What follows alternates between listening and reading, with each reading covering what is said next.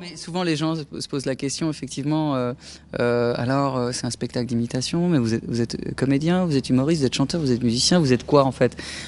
Je sais pas, il y a un petit peu tout ça à la fois. Je me pose pas cette question quand j'écris le spectacle. Je me dis pas, je vais faire un spectacle d'imitation, je vais faire un spectacle de comédie, je vais faire un one man, je vais faire un concert.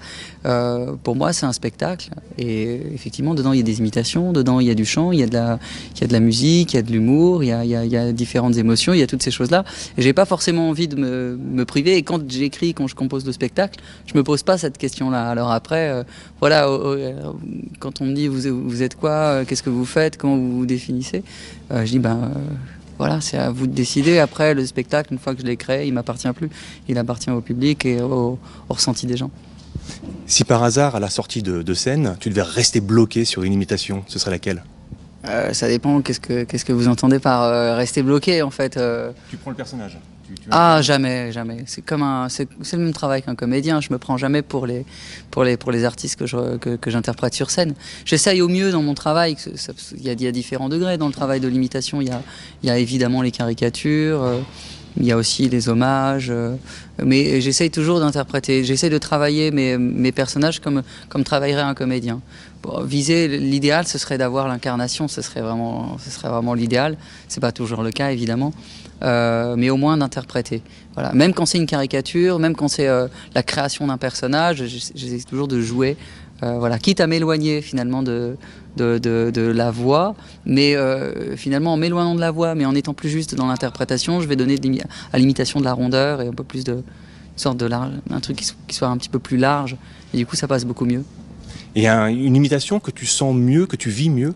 Non, je vais pas forcément sentir une imitation, je vais sentir, je sais pas, je vais me sentir proche d'un artiste, d'une chanson, d'un moment du spectacle, mais pas forcément d'une imitation. C'est plutôt je vais aimer une chanson, je vais aimer un artiste, mais je vais pas aimer une imitation par exemple.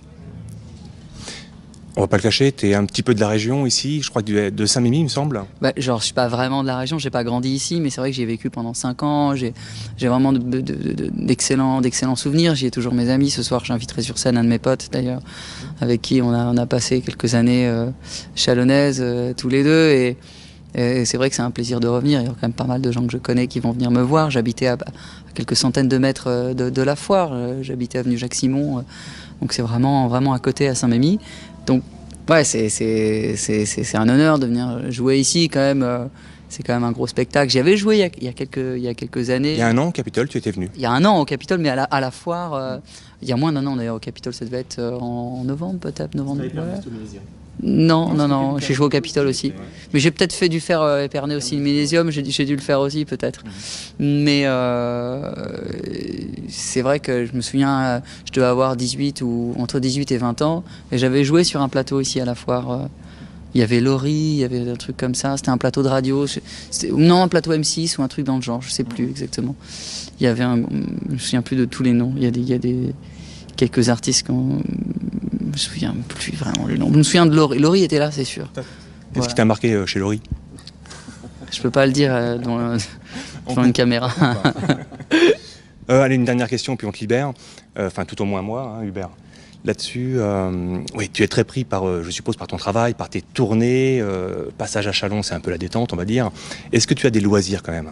Oh bah oui, j'ai plein de choses en dehors. C'est vrai que je suis un passionné de théâtre, je suis un passionné de cinéma, de musique aussi. Donc je vais beaucoup au concert, je vais beaucoup voir des pièces de théâtre. J'essaye d'aller aussi souvent que je peux au cinéma. Dernier film vu? Ah bah là ça fait très longtemps que je suis pas allé au cinéma. Pour le coup c'est pas bien parce que j'ai une carte UGC et pour l'instant il faudrait que je me la fasse rembourser, parce que là c'est un peu un gouffre, tous les mois il y a de l'argent qui part et je vais pas au cinoche. Mais le dernier film que j'ai vu, je me souviens même pas, il m'a pas marqué. Non, ça fait longtemps. Par contre, j'ai vu pas mal de pièces. Et là, j'étais en vacances, donc c'est vrai que culturellement, j'ai pas fait grand-chose. J'ai surtout fait du sport, j'ai fait du surf un petit peu. Ça se voit. Ça se voit un peu, parce que j'ai le bronzage du surfeur, c'est ça? Exactement. Ouais, j'ai un peu la combi, le bronzage qui s'arrête à peu près ici, là. Mais ouais, non, j'ai pas fait beaucoup d'activités culturelles dernièrement, mais là je viens de rentrer, je viens de reprendre. Là ça va être un petit peu tendu dans les prochains. La rentrée a bien démarré. Ça va être un peu tendu niveau planning. On part après-demain, on part tourner à Tahiti. C'est un petit peu difficile d'aller jouer là-bas quand même. J'imagine. C'est assez dur quoi. 2 places, Hubert, moi-même. Bah si vous voulez, hein, on y est les 11, 12 et 13 septembre.